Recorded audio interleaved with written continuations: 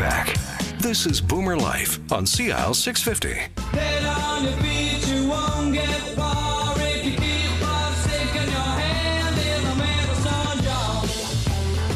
Well, what we're here to talk about on Boomer Life this morning is perhaps not sticking the hand into that medicine jar quite so often. Our guests in studio this morning, Dr. Lawrence Chan and Dr. Alex Chan from Integrative Naturopathic Medical Center in Vancouver at 1285 West Broadway and online at integrative.ca. And if you haven't had a chance to look at the website, it's terrific, and you will be blown away by the diversity and the number of services available to you. And you just have a good look at that website. Dr. Alex, you mentioned moments ago here on Boomer Life, you were talking about people who in this New Year's resolution season, we're still carrying them high, we're still owning these resolutions, people who want to just feel better. 2016, I just want to feel better. And you said, as people, you were talking specifically about boomers, and you said boomers don't want to just feel okay or feel good. Boomers want to feel great as we get older. So assuming that that's our resolution, and I know a lot of people listening to us right this minute have that resolution in their hearts, even if they haven't articulated it. I would like to feel better this year about life, about myself. So how do I start? Suppose I'm listening to you two on the radio, and this Integrative Naturopathic Medical Center is a pretty interesting place, like lots of people, lots of different approaches to common problems. So how do I get started? What do I do? Well, so one of the nice things about our clinic is that when you come in, first of all, we really listen to your story. Find out what is it that might be distressing you, but also not just around that chief complaint, because some people, especially when we're talking about boomers, you know, there's a couple of things that happen over the years. It might be that there's been some issues with blood sugar or high blood pressure or God forbid, heart attacks that you're recovering from. Right. It's like, okay, so you take all the sum of all those different health concerns.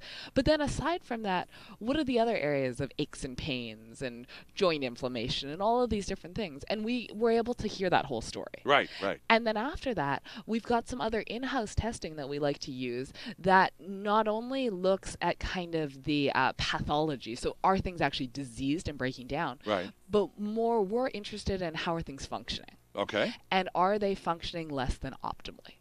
And so that gives us the ability to then take someone from feeling like, things are okay, but I feel older. Well, and a lot of it has to do, I think, and Larry, your dad can relate to this because we're the same age, and I have this from time to time too, just general lack of energy. You know, you get up and there's no gas in the tank this morning, damn it. And I know I've got to get stuff done. I got to get the things to do, places to go, people to see, and I need some fuel. And it's not about food either, or maybe it's about supplements though, maybe, huh? Sometimes it's about supplements. Sometimes it is about better food choices. Okay. Because our food is medicine and sometimes when we're younger, we're actually better at being able to absorb all the nutrients we need. Yes. Whereas as we get older, we're not as good at absorbing. And so if you're putting the same poor quality food in the tank, you're actually getting less bang for your buck than Sure. you might have when you were 20. Interesting. So that's the first of it. So it might be food, but then also, even if you're eating really good food,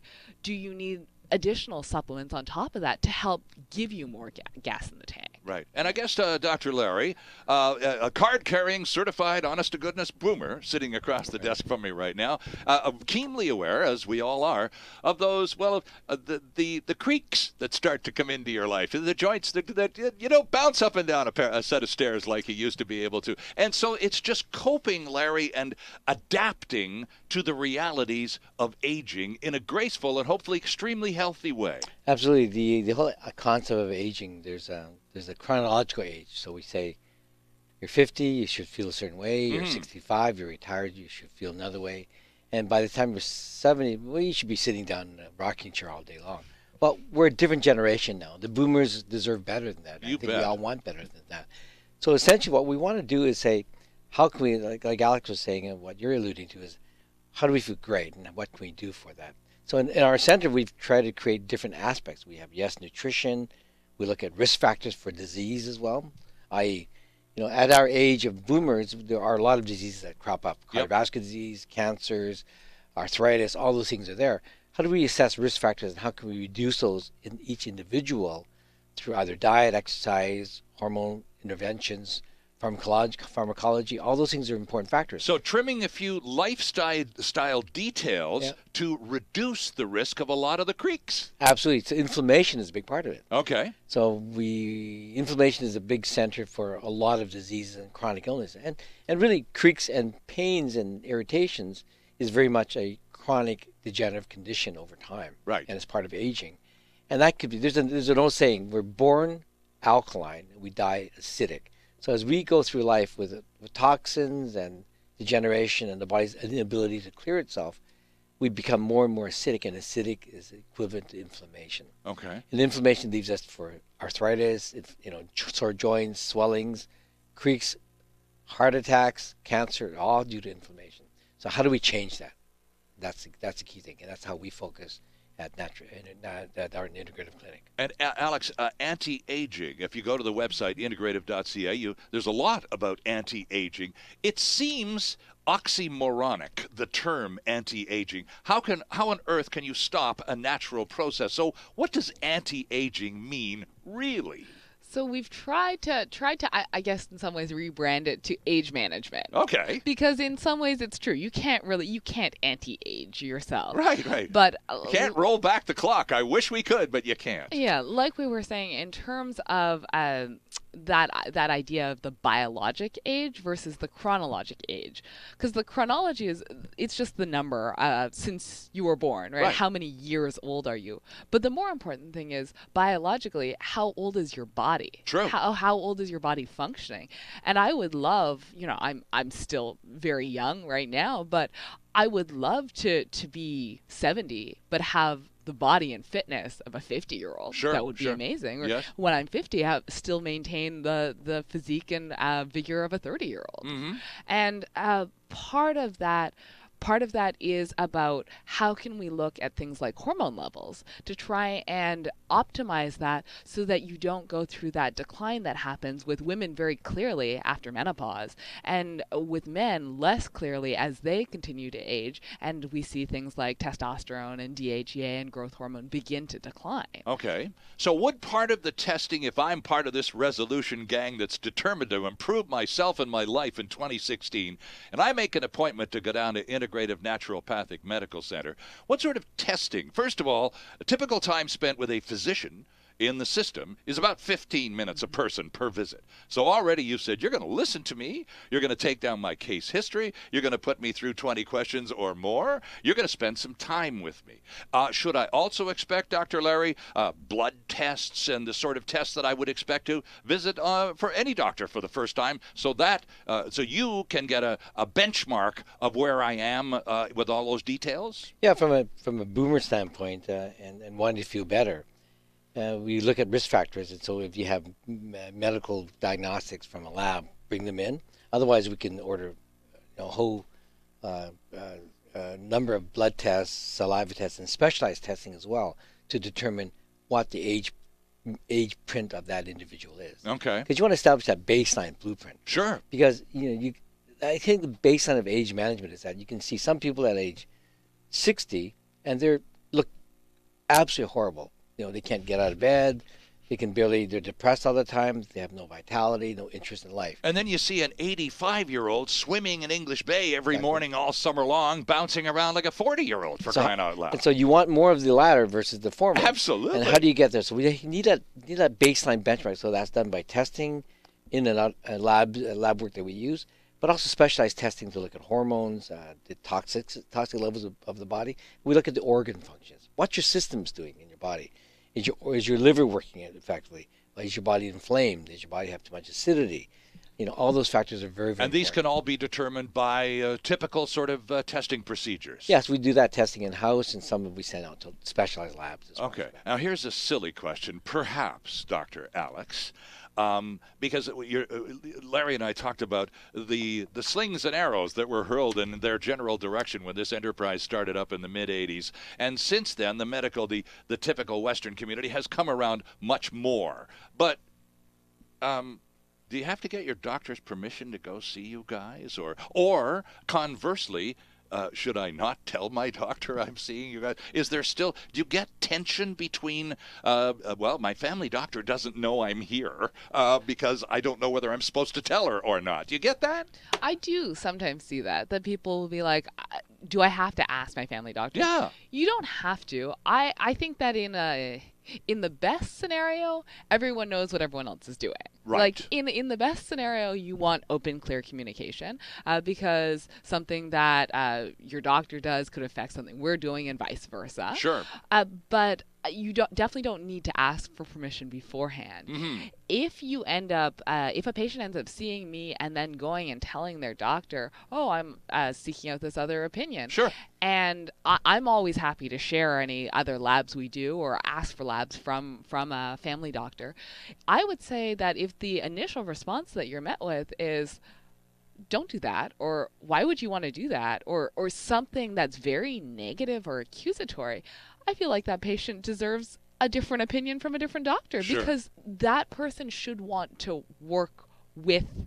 If the patient is saying that this is important to me, it should be important to their doctor as well. Mm-hmm. So, and then I have other doctors that are great, Right. that are like, yeah, like please send me your reports and vice versa. So the whole gamut. I didn't mean it to be a silly question. I thought it was a fair ball question, actually, especially with boomers, because well, you know, we were especially seniors. Our boomers' parents, many of whom are still around, have a really different attitude towards doctors. My mom, bless her heart, is 93, and she will not call a doctor's office until she's practically at death's door. You don't bother the doctor unless it's terribly, terribly serious. And that's it. So the idea of going for a doctor's visit, for a checkup, how's it going? It's an alien concept to her. You must bump into that, Larry, along the way. We do, and the younger generation seems to be much more attuned to preventive medicine in many ways. Mm-hmm. But I think some of the seniors, if we can get back to them, and the boomers, is that they deserve better. Right. They deserve to have a complete viewpoint of their body, and not just by conventional methods, because the alternative methods of evaluation gives us a lot better idea of risk factors and also being proactive, like you said. Right. Now, talking about this anti-aging, or as you now prefer, age management, you mentioned hormones. Both of you have mentioned hormones. And I talked about a typical complaint by boomers is just a lack of overall energy, just a little less sizzle than there used to be. Could some of that simply be remedied, Larry, by a hormone supplement type of prescription, just to get the fluids and the hormones that your body used to produce for you reliably every day back into play? Absolutely. Boomers are approaching 60, 70, and whatever now. And what happens is that as we naturally get older, our hormones literally crash. Right. By the time you're 60, it goes down to 60, 70% lower than originally where you started from. And think of the hormones as really being repair kits in your body. They're there to fuel your body to repair itself, to fix itself. And if your repair kit has fallen by 70%, your body's not getting rejuvenated, and that's the key. And so it just has to work harder all across all fronts, doesn't it? And if a person has low hormone levels, their body can't function nearly as efficiently or regenerate as efficiently. So you get more fatigued, you can't tackle things better, you get injuries, you can't recover from them as quickly. So if you can evaluate what that is and figure out ways of bumping that back up to a physiologically more functional level, that person has miraculous changes. They feel 180 degrees better. Alex, is it more prevalent, these hormonal remedies? Oh, well, if we just up this, well, you'll get your old self back again. Not quite that simple, but is it more prevalent in men or women, or is it about equally distributed? Well, I think that women are generally better at going to the doctor. That's true. That's true. So I would say I think that hormones are something which women are more comfortable talking about in general. Okay. Just because women know that they go through menopause, and the idea of, say, hormone replacement therapy Right. during menopause to moderate hot flashes and mood swings and that type of thing is much more in our consciousness. Okay. And can be very, very effective, and also can be done very safely. Unlike, there's been certain studies that have come out over the years that very much kind of dissuade any sort of hormone usage. And a lot of that is misguided because it's about appropriate levels and then balancing the hormones. It's not usually just one singular type of hormone. Of course, right. It's the whole symphony and cascade of estrogen and progesterone and testosterone and DHA and all of these different factors that work together. Need to take a quick break here, but just before we go, talking about women and their sense of wellness, and with menopause and hot flashes and taking those hormone replacement therapies during that time. Do most women then, once that menopausal period is over, do they continue with hormone therapies, or do they stop because the hot flashes have gone away? Generally, we see that most people tend to stop at that point, or the conventional perception. Should they, or is what would your recommendation be? Oftentimes, keeping some support there, maybe not at the same level, of course, same degree, but some. Yeah, can be very beneficial. Okay. Yeah. Our guests, Dr. Larry Chan and Dr. Alex Chan from Integrative Naturopathic Medical Center in Vancouver at 1285 West Broadway, up there on the 7th floor. Have a look at the website, too. It's a fantastic website, and you'll be quite amazed at all the things that can happen to you by really excellent people. It's integrative.ca. And have a look while we take a quick time out on Boomer Life. Celebrating the baby boomer lifestyle. This is Boomer Life on CL 650.